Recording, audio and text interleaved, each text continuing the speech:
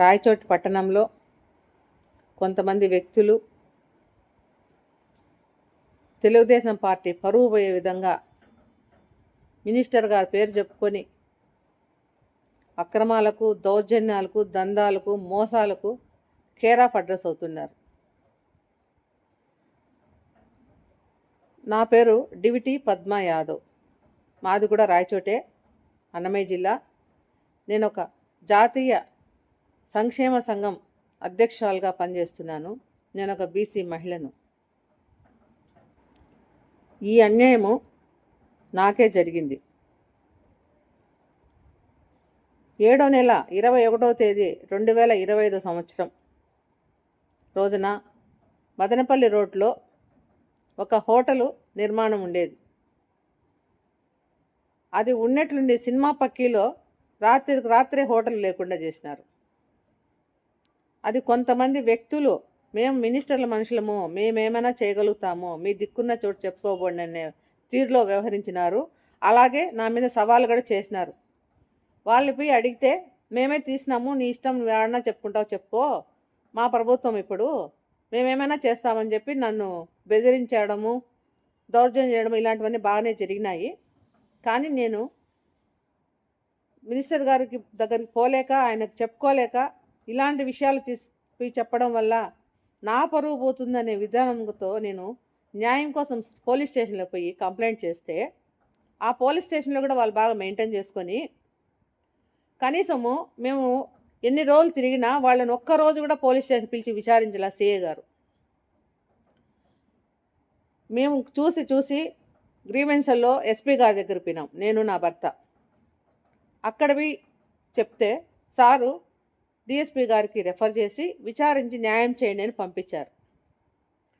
DSP గారు కూడా కొద్ది రోజులు అలాగే పెట్టుకొని లాస్ట్కు నాకు ఒకరోజు మెసేజ్ వచ్చింది, ఈ నెల మీ కేసు కొట్టేసినాము అని, విచారించినాము, మీ కేసు కొట్టేసినామని. మాకు ఆశ్చర్యం అయిపోయి అడిగాను మరుసటి రోజు, ఏం సార్ అంటే, అది మీరే తీసేసుకున్నారంట, మీరు అబద్ధంగా కంప్లైంట్ ఇచ్చారు, మీరే ముద్దాయిలు అని మా ఒకే పంపించారు. అంటే దీని అర్థము, మేమే చేసుకొని మేమే కంప్లైంట్ ఇస్తామా? పోయి కంప్లైంట్ ఇచ్చిన వాళ్ళందరినీ ముద్దాయిలు చేసి పంపిస్తే ఇంకా న్యాయం ఎక్కడ జరుగుతుంది? ఇట్లా బీసీలు ఎందరూ చాలామంది బాధపడతా ఉన్నారు. ఎంతోమంది దౌర్జన్యాలకు ఆడ మగ తేడా లేకుండా వీళ్ళ దగ్గర బలైపోతున్నారు. చాలా బాధాకరమైన విషయం. ప్రభుత్వం పేరు, పార్టీల పేరు చెప్పుకొని చేస్తున్న వీళ్ళను శిక్షించాలని నేను కోరుచున్నాను.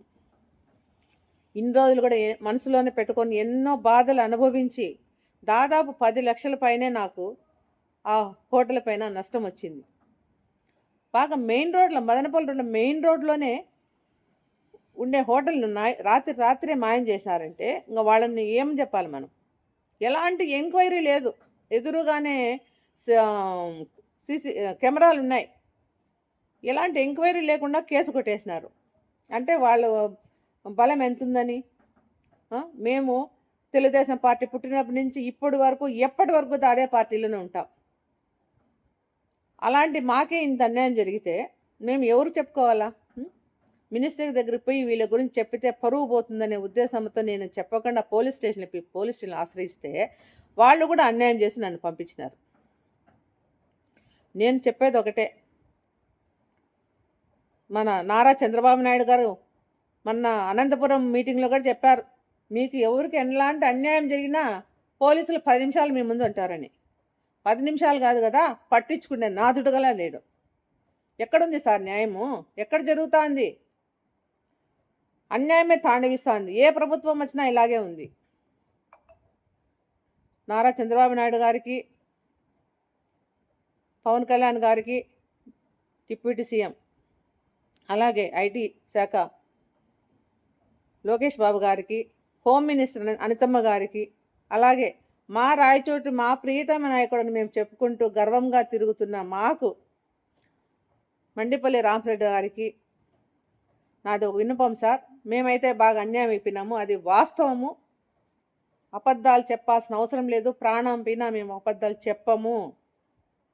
మీరు ఒకసారి దీన్ని పరిశీలించి తగు న్యాయం చేయండి సార్. పార్టీ పరువు పోకుండా కాపాడండి.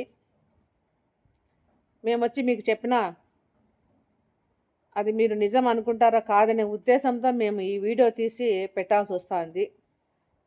ఏదన్నా మా తప్పులుంటే మమ్మల్ని క్షమించండి. కానీ మేము వాళ్ళ చేతిలో చాలా బాధలు పడినాము, నష్టపోయినాము. మా కష్ట నష్టాలను మీరు కట్టించి వాళ్ళకు తగు బుద్ధి చెప్పాలని కోరుకుంటున్నాను. నమస్కారం సార్.